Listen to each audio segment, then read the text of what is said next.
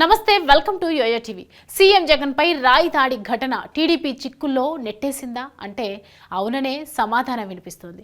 ఇప్పటికే ఈ కేసులో నిందితులను అరెస్టు చేసిన పోలీసులు వరుసగా విచారిస్తూ సంచలన విషయాలను బయట పెడుతున్నారు. ఈ దాడి ముందు వరకు ఎంతో జోస్తో ఉన్న టీడీపీ ఇప్పుడు ఇబ్బందికర పరిస్థితులను ఎదుర్కొంటోంది.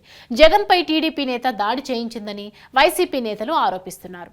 ఈ నేపథ్యంలో చంద్రబాబుతో పాటు అచ్చెన్నాయుడు, బోండా ఉమాలు తమపై కావాలనే ఆరోపణలు చేస్తున్నారని చెప్పుకొచ్చారు. అయినా పరిస్థితులు చక్కబడటం లేదు. ఈ దాడి వెనుక పార్టీ సీనియర్ నాయకుడు, విజయవాడ సెంట్రల్ అభ్యర్థి బోండా ఉమా మహేశ్వరరావు ప్రమేయం ఉందంటూ నిర్ధారించింది సిట్. నిందితులను అరెస్టు చేసిన అనంతరం చేపట్టిన విచారణ సందర్భంగా ఆయన పేరు వెలుగులోకి వచ్చింది. దీంతో ఆయనను అరెస్టు చేసే అవకాశాలు లేకపోలేదు. వైఎస్ జగన్ పై దాడి కేసు ఘటనను కేంద్ర ఎన్నికల కమిషన్ అధికారులు ఇప్పటికే తీవ్రంగా పరిగణలోకి తీసుకున్నారు. ఈ కేసులో బోండా ఉమా ప్రమేయం ఉన్నట్లు తేలితే చర్యలు తీసుకోవచ్చని చెబుతున్నారు. బోండా ఉమా అరెస్ట్ అయితే విజయవాడ సెంట్రల్ అభ్యర్థిని మార్చాల్సిన అవసరం తెలుగుదేశం పార్టీకి ఏర్పడటం ఖాయంగా కనిపిస్తోంది.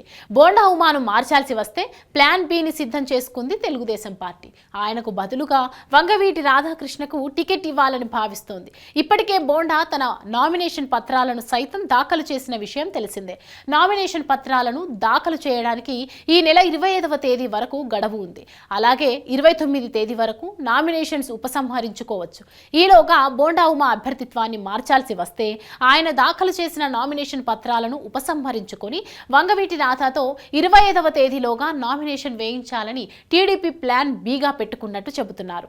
ఇదంతా కూడా వైఎస్ జగన్ పై దాడి ఘటన, కేసు పురోగతి, బోండా ఉమా అరెస్ట్, ఈసీ తీసుకునే చర్యల మీద ఆధారపడి ఉన్నాయి. గతంలో విజయవాడ సెంట్రల్ నుంచి అసెంబ్లీకి పోటీ చేశారు వంగవీటి రాధ.